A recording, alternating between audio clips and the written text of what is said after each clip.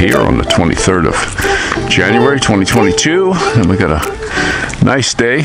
It's good morning. It's kind of neutral, the weather here. We don't have too much of a breeze. It's kind of nice. The sun feels great. Not too many guys working here today. Good morning. Yeah, they're not a whole bunch of them. Sunday. And I do have a live coming up at 10 p.m. tonight. We'll just talk about some stuff. I'll start it off with talking about some of the 5G, and we can work on from there. It's always a pretty good group. But another thing I saw here too, just got wind of this. It's called redballoon.com, and it's a list of a lot of companies in the States that they're not going to do the job. And if you lose your job because of it, they have listings for folks that have jobs. So that might be something to look at if you lost your job because of this farce that's going on. And another thing I saw while I was watching the news was about Carhartt. Some dude got on there and he was talking about their money back guarantee, and he read about that, and he said, not just not wearing them or buying them or anything, but take them back. Take them back. Hit them in the pocketbook. These big companies like this will respond when you hit them in the pocketbook, guys. That is a major thing. That's why boycotts and all that kind of stuff works. So hit them guys in the pocketbook. Take them back. Personally, myself, they're the best. I mean, they're the best. I would have been a great advertiser for them, but with them pulling this baloney of that you got to get the job if you work for them. Hey, screw you. Why are you, as a company, and just like all these companies here that are doing this, don't let us in, forcing me to take an experimental job at a hut. What's up with that? You going home? Okay. So, what are they doing? The government got them into this, and they're in cahoots with them somehow or another. So, you just got to get away from all these guys. That's my opinion anyway. And we got also another little news bit. Arno was in a wreck. I guess, what a bummer. Maybe he was chasing after an old ugly Mexican woman and his kid. I don't know. But, okay. And we got our water guy. Morning. I'm just looking at some of the stuff I wrote down in the news. And then another thing I saw on there that just was absolutely sick. They got a teacher. These kids must have their phones and stuff on in the classroom, but a teacher, some kid wouldn't wear his mask properly, so the teacher taped it to his face. This guy's, I don't care what you say, this is child abuse. These are your kids in there. I would recommend just getting them out. Get them out of these public institutions. Because who knows what they're going to do? Are they going to, they're trying to force this thing on you where these kids can make their own decisions, medical decisions. They're not allowed to be out of your care until they're 18, but yet they're telling 13, 14-year-olds that you'll get this job. They're starting to put things in school where, it's a good thing if you do this, and, they're molding their minds, and it should be you doing that. So I would recommend just saying, hey, enough with those people.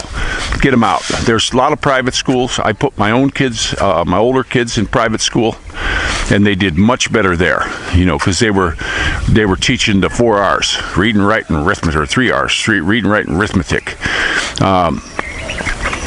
And that's what we need. And I'm a firm believer in this drill and repetition, not politically mandated schooling, that's just going to put a cubby hole them into something. Don't do that. But there's other schools where the kids are ostracized. They're separating them with cords and stuff, the non-jabbed, and they force them with these masks. So I think that's abuse, guys. I really do. Good morning. So, just crazy. And then excuse me, England, how they reversed it, and now it's France and Ireland and all this stuff. I'd keep a close eye on that, guys. I would keep a real close eye on that, because why the big reversal, like that? Boom. There's something up with that. Are they going to start putting this, that graph and then Phineas Ferb in the food now, so they're not worried about it? There's been some videos coming out where they're finding this stuff in the food. So I just watch everything. Nothing can be trusted right now, so take a look at all that stuff. And then old Santa Claus, Schwab, he gets up there and now he's talking about the biggest danger to us now is going to be this big cyber attack that makes the COVID, look like nothing. So they tell you what's going to happen before it happens. I was watching, somebody sent me a thing from, I appreciate you guys sending me stuff too, about Third Rock from the Sun, the TV show. Never watched it. But it was an old one from, I think, 2012 or something like that. I put it on the Telegram, where in the background they had a thing where it showed, the PCR test and COVID on their whiteboard behind this lady. So, they have to let this out. It's like The Simpsons. They predict the future. So, and we are right now. MSM, that's what we're doing now, letting you guys know what's going on. A lot of this stuff is a lot of the news you see is bogus. I actually talked to a friend of mine, and they were really going on how they got their third jab. They haven't gone out, and they just can't wait until the fourth one comes, because they're going to go get that one too. And this is how the news media. Now, those folks, I've known them for most of my life, and they watch the CNN and all this stuff. And I remember telling them a long time ago when the 9/11 was going on, look at this is all fake. And they, oh no, you're wrong. They buy into everything they see on TV. So it happens to good people. It's happening to good people all over the world. So, and it's hard to talk them down. It's like somebody on a ledge that wants to end it all. It's tough to talk them down. And I wish they would put on some of these people that are hostage negotiators and stuff like that, and start giving some tutorials of how to talk these people down, because they're on a ledge, guys. I mean, they want to go back for their fourth. And the third one, I guess when the husband got the third one, he got real sick, was wound up in the hospital, and wanted to get another one, and they're doing crazy stuff in the hospitals. Now you're starting to see where they're giving this Remdesivir, and even the kids, and they want to jab your kids. And this is war, guys. This is just this is a war that's going on, and it's against us. So crazy. And they had a good one over there with this Macron dude. He's going to come up there and do some kind of a press conference or something like that. And as soon as he starts walking in, all the press corps left. You got to give it to them Frenchies, boy. I like that. And then Bill Maher, he's getting on there saying he's not doing he's not going to do the second or third jab, whichever one that he's on now. He's not going to do it anymore. So there's a lot of people are turning around on this. And the MSN is running scared. You look at Lemonhead talking, and that little weirdo. These guys are all mentally compromised in the first place. And you look at pictures of them. I wonder if they are on this adrenochrome stuff, because they look so bad sometimes. Unless it's just all a makeup thing. Who knows? Yeah, there's so much stuff. I got a lot of news I was looking at early. Got up really early this morning and was watching it, or just on the phone. I get up at 2:30, 3 o'clock. Went to bed kind of early, so. And I like it that way because I can get up and look at all the news I have. And it takes a while to get through it all. And a lot of stuff I'm not buying. They are showing a lot of stuff about these tunnels getting dug up. And some of these domes, they call them. And they're saying that the rods of God is what's calling these earthquakes in different spots. Because they're blasting these places and flooding them. Doing stuff like that. But, they had another thing in France too, where they had a big march, and these the French people pushed all the cops back. They were just shoving the cops back. They weren't hitting them and throwing rocks at them and all this stuff. They just got in a big line and just started shoving them back, and that's all you saw with these cops going backwards. And I saw a couple other ones where the police were going to stop these people from marching down the street. Who cares if they march down the street? You know, why are they stopping them? And these people just went right through them. Even little old ladies, all of them, they just pushed right through the cops, and there was nothing they could do. You got to remember, guys, when all of us get together, you know, it's like that story of the bee. You know, one bee gets attacked, and then when you got thousands and thousands of bees on you, there's no way you can win. And that's what can happen if you wake up.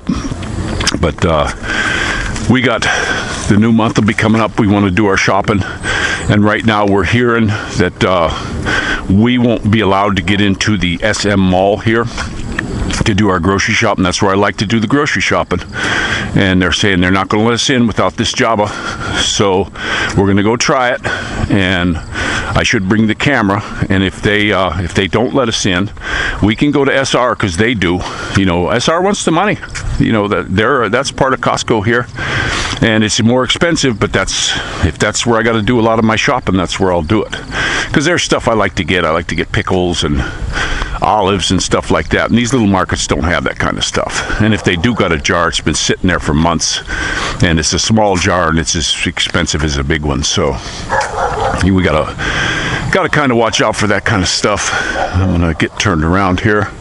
It gets kind of dark when I turn around, but it's a magnificent day. Kids and I had a blast yesterday. Our little puppy, I actually had to call her off a guy last night, and Maddie run in and grabbed her, and then I had to carry her past because we were walking past a guy. He's living in one of these little huts here. He's a workman. We don't know him very well, but he's in the little hut over here. And we were walking last night after dark, and we always got our little lights and stuff, and we got the star chart thing on the phone, and it doesn't have to have Wi-Fi because I don't have a SIM card in the phone. And we can look at all the stars and see which ones are what, which is really cool. You know, the kids are into that. Well, we were walking, and she went into alert. Well, this guy walked out kind of to the road and was smoking a cigarette, and she went ballistic on him. She just, she was trying to nip him. You know, she was just darting in and out on him, barking, and he was like, whoa. You know, so she's going to be a very protective little pup. That's what happens to them when you get your dogs. And, you know, like, she stays in with us. We bath her. She sleeps with us. I got her that stuff you put on the back of their neck. It wasn't Advantage. It was a different brand. I got it here from Lazada for like $1. And keep the bugs off her. And we watch her when she's going out in the grass. We always pick her off, look for ticks. You know, that's just, she lives in our house. We got to do it. Same thing with the kids. You watch them for ticks and stuff. And she's going to turn out to be one fine little pup. She's getting big. My goodness, she got so big from the last, you know, when we got her. And we haven't had her that long. But she listens really good now. If she's running and doing something, usually I can whistle. But when she was on alert last night, there was no whistling or hollering that was going to stop her. She was in high alert mode.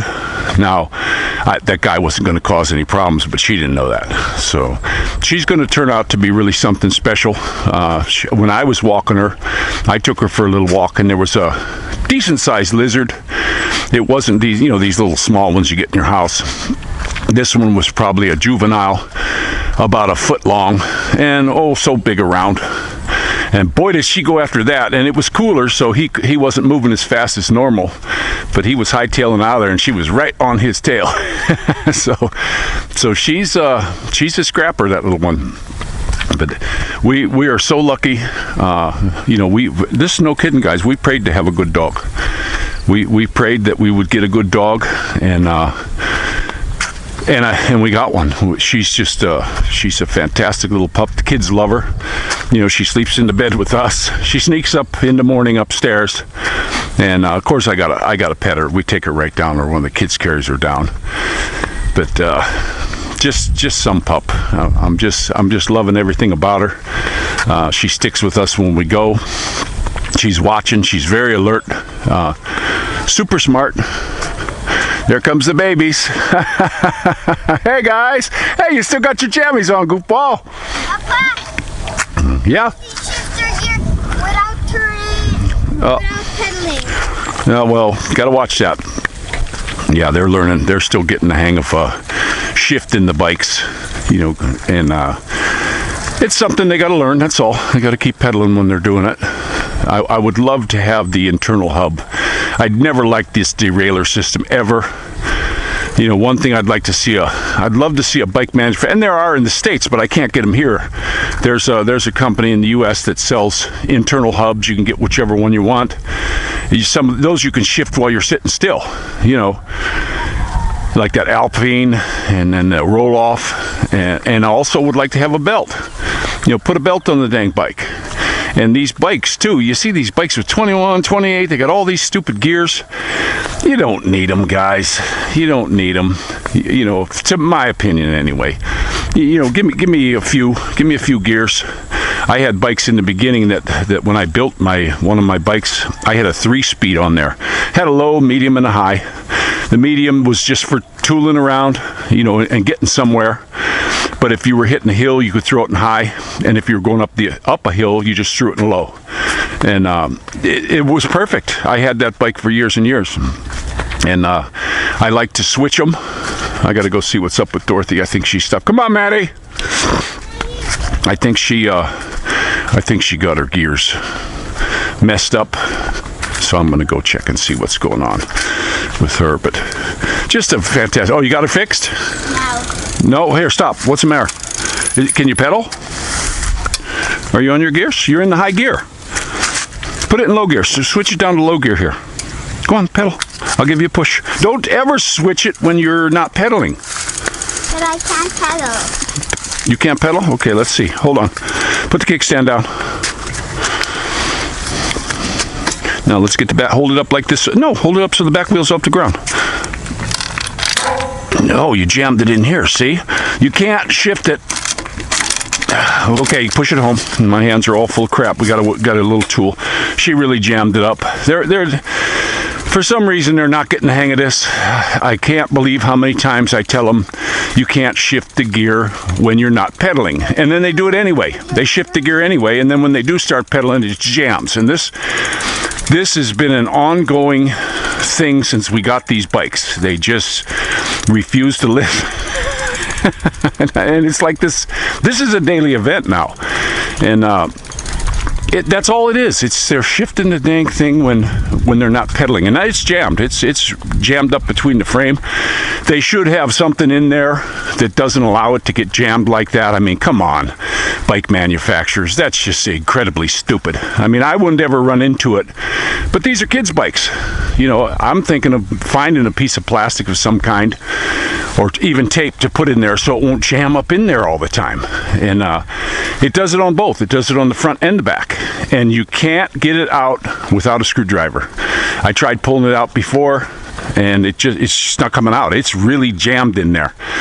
So either they go with a wider chain or something to alleviate this problem on these bikes. You know, because it's I hate to buy stuff and then have to constantly monkey with it. You know, that's why I always like to buy new. I hate buying old stuff where I'm constantly fixing it. When I was young, I had cars. I had all my tools in the back because they were going to break down, you know. And then when I was very young, I said, you know, I'm tired of this. I'm going to just buy new. Because you hate to go somewhere. And look at this. You hate to go somewhere and get like this. That's why when I was young, I started buying good tires. You know, kept new tires on my car. And then I was able to get some nice vehicles. And then like with the bikes, I had Bonneville. I had a 650 and a 750. And gosh dang, those were the last two. I don't want nothing to do with them. I see a lot of these British bikes for sale now. They ruined me when I was young. I can't ever look at them again, guys. I can't ever look at them because every time I went for a ride, something broke. I'm not kidding you. And finally, my 750, the motor just came loose. Something was factory not put in properly from years and years ago. And when that motor let loose, when I took it in to get fixed, the guy's like, "Hey man, all this here, this is all broke. You need a new case. And that was it." that was it. I turned around and sold it for cheap.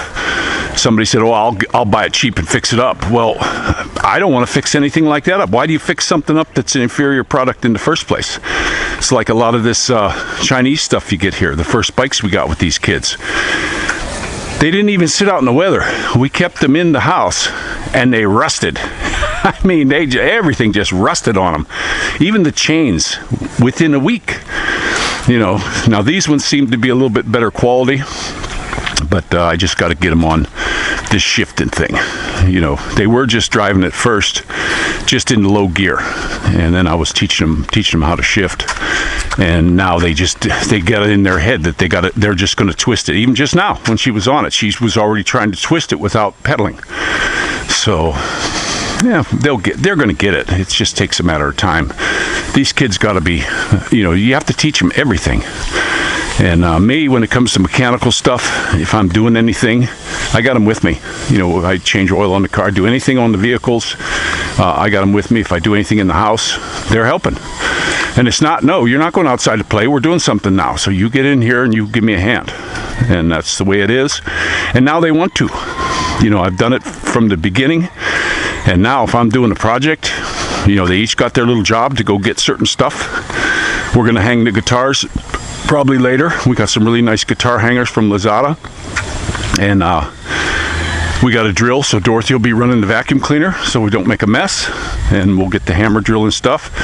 Maddie can collect up all the anchors and stuff I need. And we'll get the drill bits, and I let them go get them. You know, hey, and tell them what the tools are called, because that's a big first step when you send them to get a tool. You know, if you send them to get a Phillips and they come back with a wrench, that's no good. You know, that takes too long. So this is what I'm trying to teach them. And Mama's doing a lot of the schooling. I do some of the English for them. And Mama does the rest, because a lot of it's in Tagalog. They're sending stuff home. They're not allowing the kids to go to school here, which, come on. You know, this is just getting too ridiculous. And if they did say, okay, school's going to open and they're going to make my kids wear a mask, you can forget it. They're not going. I'm not sending them. We'll just keep teaching them at home like we've been doing with tutors and stuff. Because to me, I put a thing on the thumbnail on one of them, making these kids wear this thing on their face. Guys, it's child abuse. I don't care what you say. Government-sponsored child abuse. And you get these minions in the classroom that enforce this stuff. They're not worried about teaching the kids. They want to enforce the government line. And to me, gosh dang, they all want to be a little government officials here, it seems. You know, they all want to be a minion. And they push a lot of this stuff. There's one, that Governor Gwynn out there, she ain't falling for it. She's one of the few, you know. But we got a big election coming up here. I started to see Manny on the TV more, interviewed and stuff like that. But they're going to squash him. I don't think he's got a chance in hell. He's got the people's vote for sure. It'll be a Trump deal, you know, just like this last time. It'll be the same thing. He'll get squashed because there's these political machines that are in power. They're just too big. Look at what they pushed on these people here. You know, they pushed this on these people more than any other country in the world. Heck, we were just allowed. Oh, how wonderful! We were just allowed not to have to wear a face shield. But here's the deal: a lot of them are still wearing them. A lot of people still wear them, and you see them. I've seen people with 2 and 3 masks on. Not a lot of them, but I've seen a few of them, and they're scared. A lot of times I'll walk up to them. I'll say, you think that's really going to help you? All right, well, I'm going to let you go because we got the waterman here and we got to give him some jugs. So this is Newsman Ned out.